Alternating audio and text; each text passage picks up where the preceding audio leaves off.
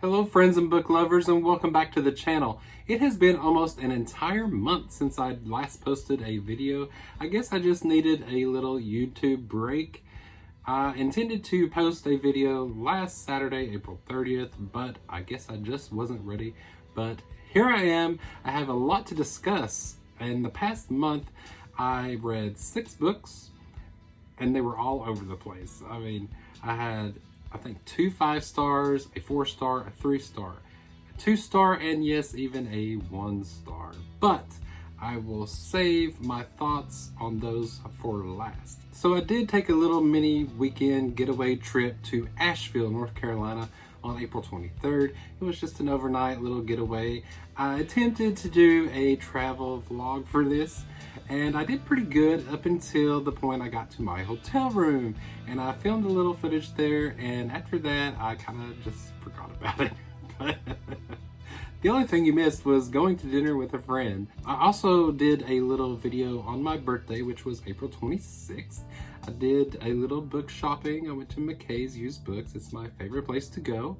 And I got a few goodies there. I will show you what I got after the video. So first will be my little mini travel vlog.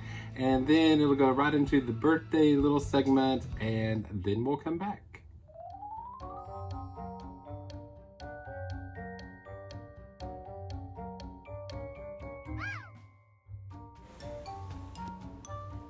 So it was such a gorgeous, perfect day to travel. I actually left Tennessee about 12:30 p.m. and it took about exactly 2 hours to get to Asheville. It took about an hour to get to the state line, but I love driving through the mountains at this time of the year. Everything is fresh and new.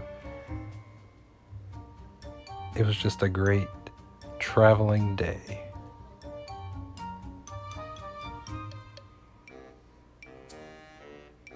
So it took me about an hour to get to the state line.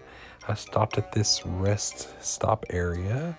It's very beautiful there. Had to take some pictures.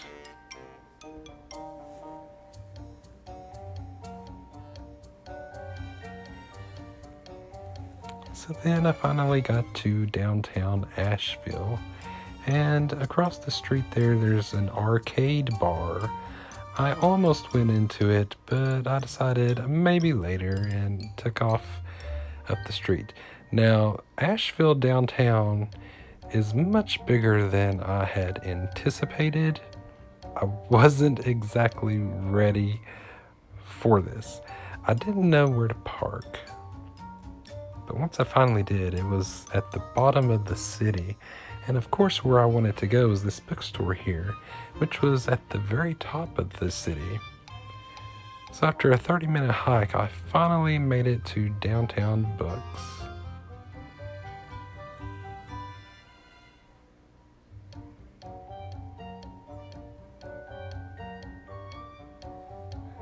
It's a very old school setting.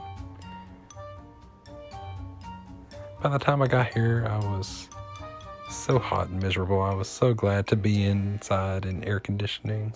So I was just walking around looking for the horror section.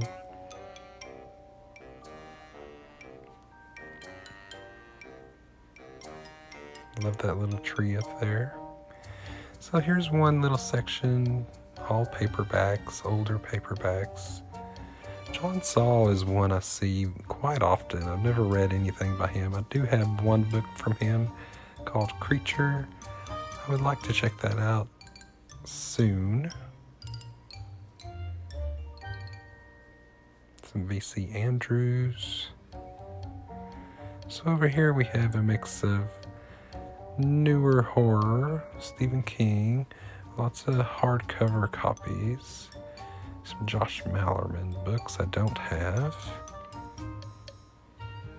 So unfortunately, I didn't get anything at this store. Or any store. There were several bookstores I wanted to visit while there. Unfortunately, due to my frustration with the lack of parking, just went to the one. So I finally made it to the hotel. It's very nice. I've never stayed in a place that had laminate flooring. So there I am, being a little cheesy, saying hi. Love the lighting of that mirror. And that's about it.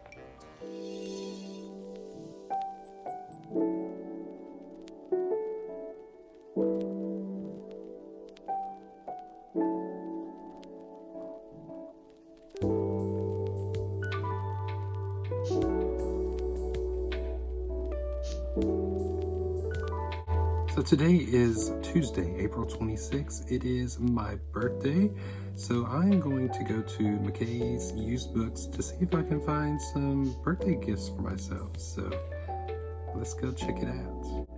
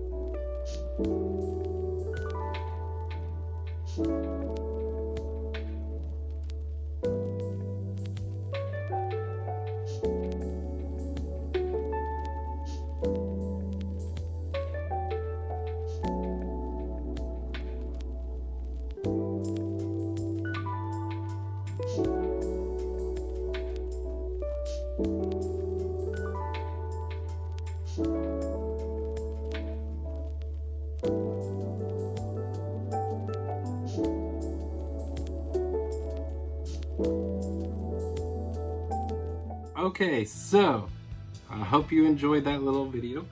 I will show you what I got at McKay's for my birthday, and they're all Fear Street books. Whenever I come across a Fear Street book, I have to grab it while I can because they are so hard to come by. And McKay's has caught on to that because used to they would be about $1 or less, and now they are $3.50 a piece. So it is what it is, and I had to have them. So here are the Fear Street books that I got. First is All Night Party. And I'm not really going to go into what these books are about. I really don't care at this present time, but I mean, it's Fear Street, that's all that matters. So I've never seen these covers before. So there are 3 of these. There's that one. Here's The New Girl. Now, I don't know if this is a different version of the very first Fear Street novel. I don't think it is, because that was also titled The New Girl. But, I mean, I don't have this, I don't think. So, I know I don't have the cover. So there's that one. And then the last one that looks like that is called First Date. So, I thought these were pretty cool. Adding them to my collection. So then we get to some vintage Fear Street novels, and we have The Rich Girl.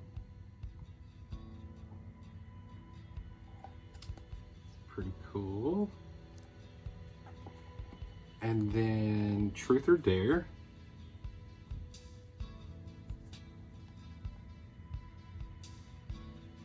And The Stepsister 2.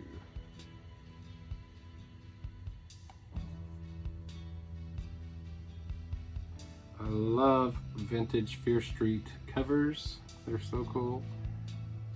And yeah, I don't think I've ever read this one either. I've also come across an R.L. Stine point horror book called Beach House. It's pretty cool, just in time for summer. And speaking of summer, this last book is a collector's edition summer horror. It includes Sunburn, The Dead Lifeguard, and One Evil Summer. So I didn't even know they made these back in the day, so I had to go ahead and grab it.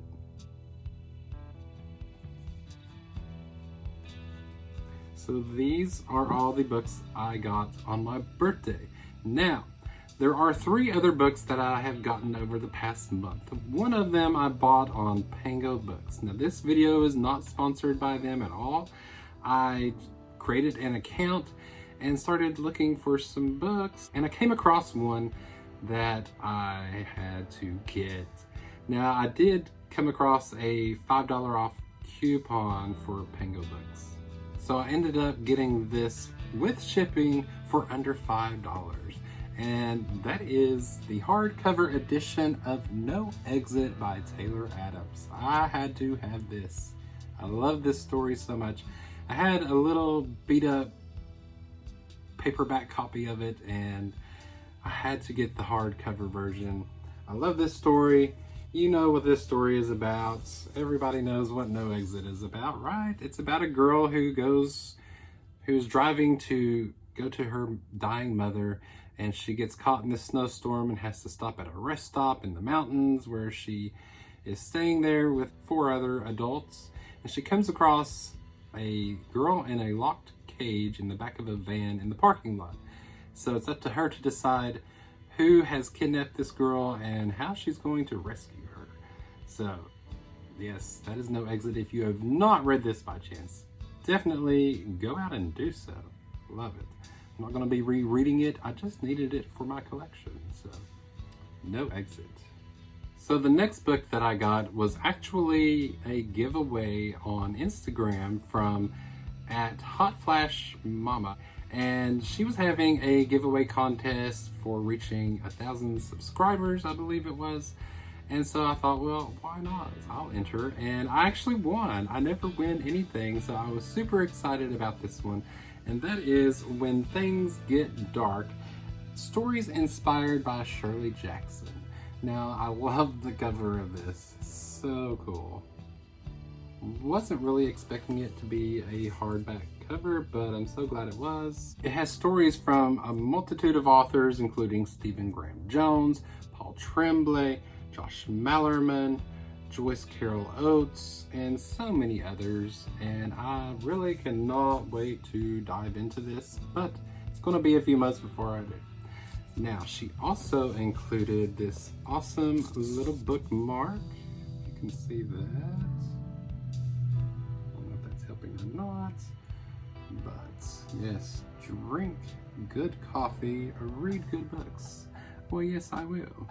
So the last book that I've gotten in the past month is one that also came from Hot Flash Mama, and she had read this story and really didn't like it. She didn't get the hype for it. Now she posted, you know, if anybody wants this, maybe it's just me, let me know. And so I was like, sure, I've heard great things about it. I'll take it if you are being serious. And she was. So she sent it along with my free When Things Get Dark book, and that is Whisper Down the Lane by Clay McLeod Chapman, I guess that's how you say it.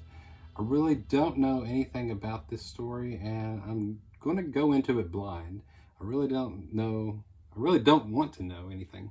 All I know is it takes place in the 80s during the Satanic Panic period, and yeah, so can't wait to dive into that one.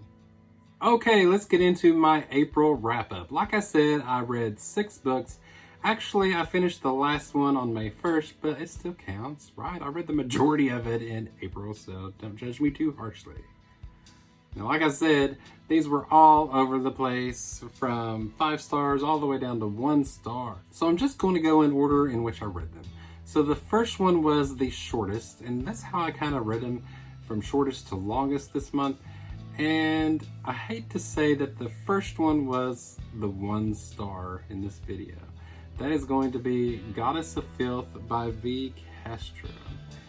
I hate giving 1 star reviews. I've only done so twice before, so this is the 3rd time I've done it. I really did not like this book at all. I was under the assumption that it was going to be some kind of demonic or something possession, which there was a possession, but it was not the way I thought it was going to be. And I have to say, this is my first time reading anything by V. Castro, and I thought the writing was very subpar, unfortunately. All the characters were super flat, and the best way to, get past your friend possibly being possessed, take him out clubbing, of course. What? No. I didn't like the story. I like the theme, I like female empowerment and, girl power and all that. But this book was not for me at all. I really kind of hated it, honestly. But a lot of people seem to like it. Maybe it's just not for me. And that's all I'm going to say about that. So then the next one I read ended up being my 2-star book. So I was on a roll this month, and that's going to be Shelter for the Damned by Mike Thorne. I really wanted to love this book. I really had high hopes for it. I love the cover. I love the premise. It's about a group of teenage boys that are seeking a place to smoke cigarettes in secret, and they come across this shack-looking place in the middle of a field close to like a suburban place or whatever. And so they go in, and our main character, Mark, he has some kind of connection with this place. But that is about it until the halfway point. We get a lot of time with Mark being an asshole to his friends and getting in fights and, telling his parents what they want to hear. I really did not like any characters in this story. I hung out though because I knew it was going to get better. And although it did pick up over the halfway point when things started getting horrific, by that point I really just lost interest and I really didn't care. And the ending was really confusing. Unfortunately, didn't work for me. So yeah, super sad about that one. So the next book after that, I was really super nervous to start. After 2 bad books beforehand, I really wanted to love this one, and that is going to be Pearl by Josh Malerman. And thank God I did love it. And I'm probably in the majority on this one because a lot of people don't like it, and it was my kind of story. So this is a story about Pearl, who is this male pig that always sits on his butt with his hooves over his belly, and he can communicate with people through his mind, and he kind of persuades them to do things that they normally wouldn't do, and things get crazy. Oh my gosh, I love this one. I am such a sucker for like creature books. I think they are my favorite subgenre of horror, and this was right up my alley. I absolutely loved it. 5 stars from me. It is about this farmhand, and his daughter and his 2 grandsons come over, and the grandsons are basically our main character, the one grandson is, and he is persuaded to kill this other pig, and he chops his head off, and it gets bizarre. And so word gets around town, and these other 3 teens from high school decide to come check out this farm, So they sneak on the farm, and they come across Pearl, and things get harrowing. Oh my gosh, I love this one. Definitely keeping this one, and highly recommended if you're a Josh Malerman fan, if you're a fan of creature features. One of my favorites of the year. This next one I was also super nervous about reading because I didn't want to be disappointed. Ever since I found out about this one, I wanted to love it, and it was almost there. I gave it 4.5 stars, I think rounded down to 4 on Goodreads, but I'm talking about Dagger Hill by Devin Taylor. I freaking love the cover of this. It's a young adult horror thriller mystery novel in the same vein as Stranger Things. So if you're a fan of Stranger Things, definitely check this one out. It is about 4 high schoolers. It's the summer before their senior year, and they always go up to this place called Dagger Hill to hang out against their parents' wishes because, you know, it's supposedly cursed and all these bad things happen up there. But they're like, whatever. I mean, we've gone up there since we were children and we've never had a bad time. Well, this time was different.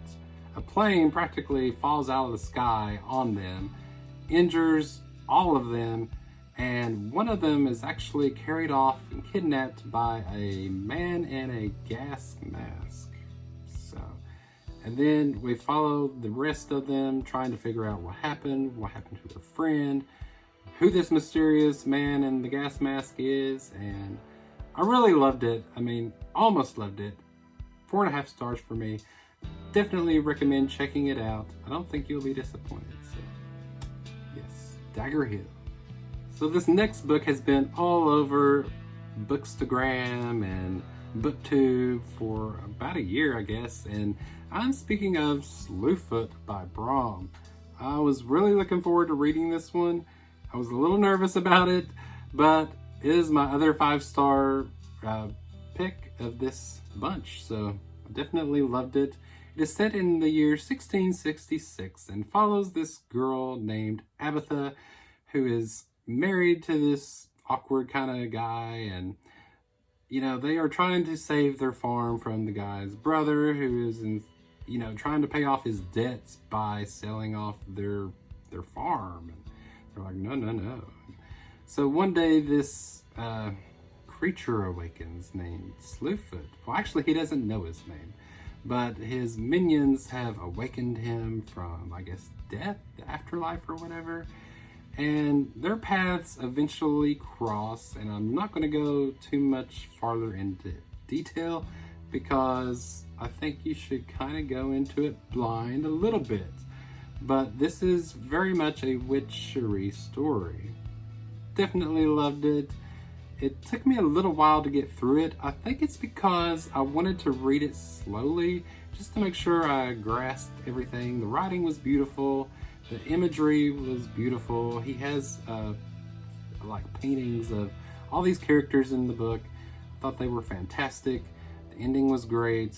Definitely love this one. One of my higher picks for the year so far. So the last book that I read in April that carried into May just for a day is going to be The House of Dust by Noah Broyles. This was my 3-star pick for the month.